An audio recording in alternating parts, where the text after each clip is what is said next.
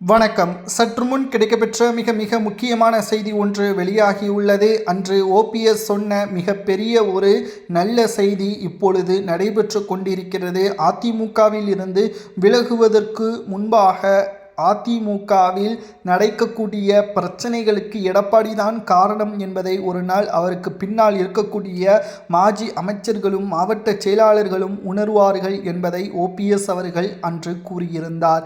தற்பொழுது திமுகவில் இணைந்து அவர் சட்டமன்ற உறுப்பினராக வந்துவிட்டார். ஆனால் அதிமுக 3வது இடத்திற்கு வந்துவிட்டது.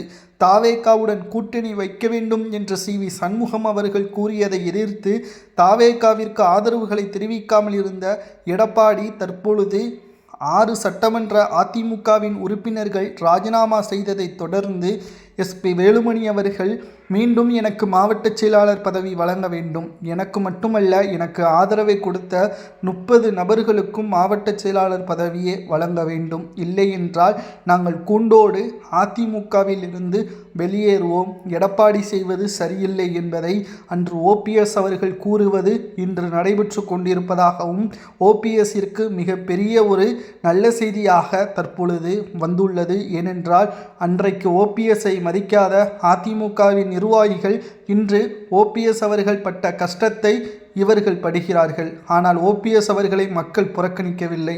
எடப்பாடியை மக்கள் புறக்கணித்ததன் காரணமாகத்தான் தற்பொழுது அதிமுக 3வது இடம் வந்துள்ளது. அனைத்திந்திய அண்ணா திராவிட முன்னேற்ற கழகத்தின் செயல்பாடுகள் வெற்றி வாய்ப்பை அதிமுக கொஞ்சமாக இழந்து மக்கள் மத்தியில் கடுமையான கோபமும் விரக்தியும் அதிமுகவில் எடப்பாடி பழனிசாமி அவர்களுக்கு எதிராக தற்பொழுது சூழ்ந்து கொண்டுள்ளது. அதிமுகவை பொறுத்தளவிற்கு மிகப்பெரிய அளவிலான மாற்றத்தை எடப்பாடியால் கொண்டு வருவோம் என்று அவர் உறுதிமொழி எடுத்தார். ஆனால் தற்பொழுது நிர்வாகிகள் கூட்டமாக வெளியேறுவதை பார்த்து சிரித்து கொண்டிருக்கிறார் எடப்பாடி.